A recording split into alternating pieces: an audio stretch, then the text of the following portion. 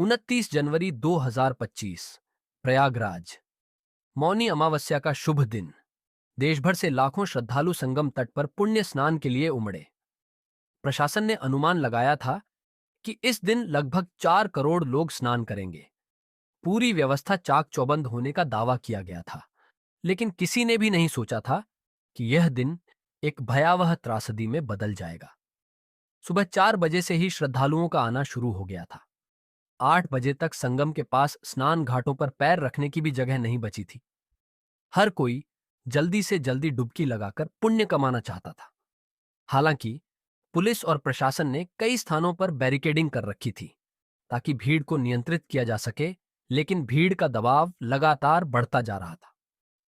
प्रत्यक्षदर्शियों के अनुसार भगदड़ तब शुरू हुई जब एक अस्थायी पुल के पास सुरक्षा बैरिकेड अचानक टूट गए।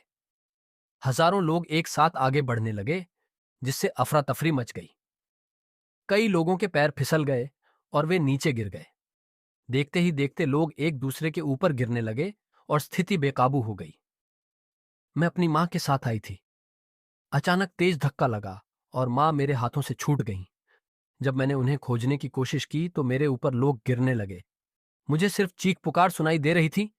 ये कहना है 32 वर्षीय श्रद्धालु रश्मिका, जो इस हादसे में अपने परिवार के 3 सदस्यों को खो चुकी है। मौतों का सिलसिला और प्रशासन की नाकामी भगदड़ इतनी भयानक थी कि लगभग 30 लोगों की मौके पर ही मौत हो गई। दर्जनों लोग जमीन पर दबकर तड़प रहे थे, लेकिन मदद के लिए कोई आगे नहीं आ पा रहा था। बचाव दल को घटनास्थल तक पहुंचने में 30 मिनट से ज्यादा लग गए, जो पहले ही बहुत देर हो चुकी थी। हमें पहले ही डर था कि ऐसा कुछ हो सकता है। हमने प्रशासन को चेतावनी दी थी कि स्नान घाटों पर भीड़ को नियंत्रित करने के लिए और अधिक निकासी मार्ग बनाए जाए, लेकिन किसी ने नहीं सुनी। यह कहना है एक स्थानीय स्वयंसेवी कार्यकर्ता का, जो इस मेले में सेवा दे रहा था। घटना के बाद मुख्यमंत्री और प्रधानमंत्री ने हादसे पर गहरा शोक जताया और मृतकों के परिवारों के लिए मुआवजे की घोषणा की।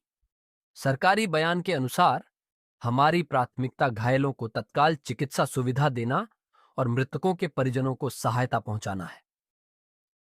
क्या सुरक्षा इंतजाम वास्तव में पर्याप्त थे? क्या प्रशासन पहले से इस खतरे को रोक सकता था? इतनी भीड़ को नियंत्रित करने के लिए क्या बेहतर प्रबंध किए जा सकते थे? आंसू और सवाल शाम तक संगम क्षेत्र में शांति लौट आई थी, लेकिन वह दर्दनाक मंजर उन लोगों के दिलों में हमेशा के लिए रह गया जिन्होंने अपनों को खो दिया।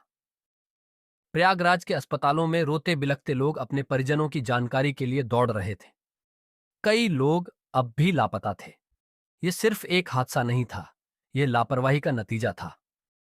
यह कहना है रामनाथ वर्मा का, जिनकी पत्नी इस भगदड़ में खो गई।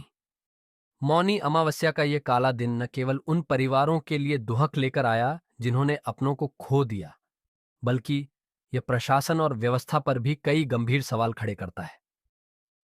क्या हम ऐसी त्रासदियों से कुछ सीखेंगे, या हर बार हादसे के बाद मुआवजे और बयानबाजी तक ही सीमित रहेंगे?